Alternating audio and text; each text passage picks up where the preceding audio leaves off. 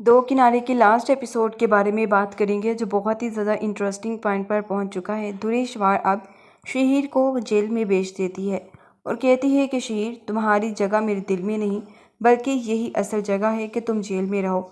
यहाँ पर शहीर की माँ अब जैसे ही दुरेश्वर के पास आती है और कहती है कि तुम आखिर ऐसा करने के बारे में सोच भी कैसे सकती हो। तुमने मेरे बेटे को जेल में भेज दिया और मैं तुम्हें माफ़ कर दूँगी, तो ये तुम्हारी बहुत बड़ी गलतफहमी है। ये बात सुनकर कहती है कि जानती हूँ बहुत अच्छे तरीके से कि मुझे क्या करना है और क्या नहीं। आप मुझे सबक ना ही सिखाएं तो बेहतर होगा। ये बात सुनकर कहती है कि हाँ, जानती हूँ कि आजकल तुम बहुत हवाओं में उड़ रही हो। आखिर तुम्हें किसकी सपोर्ट है? तुम्हारा भाई तो 2 टके का मुलाजिम है और बाप भी तुम्हारा पूरी ज़िंदगी यही सब करता रहा और तुम्हारे ही पहले शोहर का मुलाजिम था। आखिर तुम किस बात पर इतना फड़फड़ा रही हो? ना तो तुम्हारे बाप की इतनी जमा पूंजी है और ना ही तुम्हारा भाई कोई इतना हाई फाई इंसान है। ये बात सुनकर कहती है कि बस कर दीजिए सासू माँ, अपने शोहर से जो उसकी हाफ प्रॉपर्टी लेनी है उसकी तो हिस्सेदार मैं हूँ। ये बात सुनकर शहीर की माँ को अब बहुत ही ज़्यादा गुस्सा भी आता है और कहती है कि खबरदार, अगर तुमने मेरी प्रॉपर्टी पर नज़र भी रखी तो तुम्हें क्या लगता है कि मैं तुम्हें इतनी आसानी से अपनी प्रॉपर्टी हड़प करने दूंगी? ये तुम्हारी बहुत बड़ी गलतफहमी है। ना तो ऐसा हो सकता है और ना ही ऐसा कभी होगा। इसलिए अपने जहन से ये बात जितनी जल्दी हो सके निकाल दो। ये बात सुनकर दुरेश्वर कहती है, ये बात आप अपने जहन से निकाल दीजिए कि मैं आपको ये प्रॉपर्टी माफ़ करूँगी, क्योंकि ये प्रॉपर्टी मैं ज़रूर लेकर रहूँगी। आप कितनी भी कोशिशें क्यों ना कर लें, लेकिन आपका बेटा इतनी जल्दी जेल से बाहर नहीं आने वाला।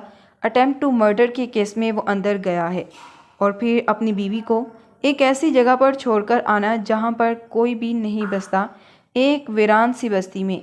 इन सब का मतलब आप जानती हैं कि कानून कितनी सख्त सज़ा आपके बेटे को दे सकता है। शहीर अब जेल में होता है तो काफ़ी परेशान होता। यहाँ पर शहीर की माँ अब उससे मिलने के लिए जाती है तो शहीर अपनी माँ से कहता है कि प्लीज़ कुछ भी कीजिए मॉम, लेकिन मुझे यहाँ से बाहर निकालिए। मैं इस जगह पर नहीं रह सकता हूँ। आप जानती हैं मेरा यहाँ पर गुजारा नहीं है। ये बात सुनकर कहती है कि देखो बेटा, मैं जानती हूँ बहुत अच्छे तरीके से, लेकिन अब आखिर क्या करूँ? मैं कोशिश तो कर रही हूँ, लेकिन जिस मुसीबत को तुमने गले में डाला हुआ है उससे पीछा छुड़ाना कोई इतना आसान काम नहीं है। ये बात सुनकर कहता है कि हाँ मॉम, जानता हूँ ये बात मैं बहुत अच्छे तरीके से, लेकिन आखिर करूँ भी तो क्या करूँ? ये सब मेरे लिए इतना आसान नहीं। आप क्यों नहीं इस बात को समझ रही? मैंने तो अब अपनी मुकम्मल कोशिश कर ली, लेकिन अपनी कोशिश में नाकाम रहा। अब आखिर आप मुझे बताइए कि मुझे क्या करना चाहिए और क्या नहीं। ये बात सुनकर कहती है कि शहीर, अब तुम्हें थोड़ा इंतज़ार करना होगा, क्योंकि दुरेश्वर को कन्विंस करना होगा कि वो जो कुछ कर रही है वो ना करे। ये बात सुनकर शहीर कहता है कि मॉम, आपको क्या लगता है कि वो इतनी आसानी से माफ़ कर देगी? बिल्कुल भी नहीं। उसे प्रॉपर्टी चाहिए और वो ये प्रॉपर्टी ज़रूर लेकर रहेगी। मुझे अब इस बात का अंदाज़ा बहुत अच्छे तरीके से हो चुका है। वो इतनी आसानी से पीछे हटने वालों में से बिल्कुल भी नहीं है। शहीर की माँ कहती है तो फिर एक बात याद रखना शहीर, उसे 2 टके की लड़की को मैं अपनी प्रॉपर्टी की हिस्सेदार कभी भी नहीं बनने दूंगी। और तुम्हें क्या लगता है कि तुम्हारी बीवी अपने बेटे का हक किसी और के पास जाता देखकर बर्दाश्त करेगी? बिल्कुल भी नहीं।